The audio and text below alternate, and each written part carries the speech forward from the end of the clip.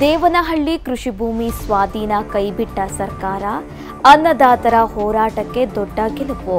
1777 ಎಕರೆ ಭೂ ಸ್ವಾಧೀನ ಕೈಬಿಡಲು ನಿರ್ಧಾರ.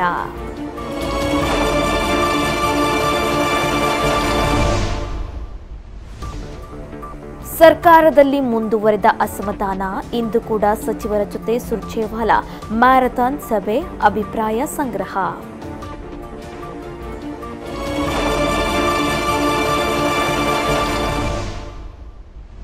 ನಾನು ಸಚಿವೆಯಾಗಿ ಮುಂದುವರಿಯುತ್ತೇನೆ. ಡಿಸಿಎಂ ಸಿಎಂ ಆಶೀರ್ವಾದ ನನ್ನ ಮೇಲಿದೆ. ಸಚಿವೆ ಲಕ್ಷ್ಮೀ ಹೆಬ್ಬಾಳ್ಕರ್ ಹೇಳಿಕೆ.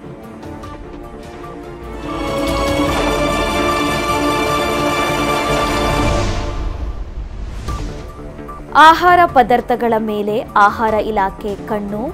ಕೆಮಿಕಲ್ ಮಿಶ್ರಿತ ಮಾಡಿದ್ರೆ ಕ್ರಮ. ಆರೋಗ್ಯ ಸಚಿವ ದಿನೇಶ್ ಗುಂಡೂರಾವ್ ಹೇಳಿಕೆ.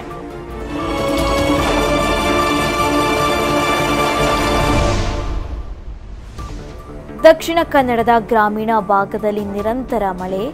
ಜಿಲ್ಲೆಯ ಕೆಲವು ತಾಲೂಕಿನ ಶಾಲೆಗಳಿಗೆ ರಜೆ ಘೋಷಣೆ ಮಾಡಿ ಆದೇಶ.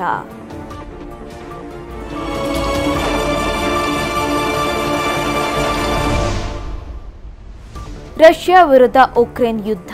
ಈ ನಡುವೆ ಉಕ್ರೇನ್ ಪ್ರಧಾನಿ ರಾಜೀನಾಮೆ. ಅಧ್ಯಕ್ಷ ಜೆಲೆನ್ಸ್ಕಿ ನಾಯಕತ್ವದ ಬೆನ್ನಲ್ಲೇ ರಾಜೀನಾಮೆ ಘೋಷಣೆ.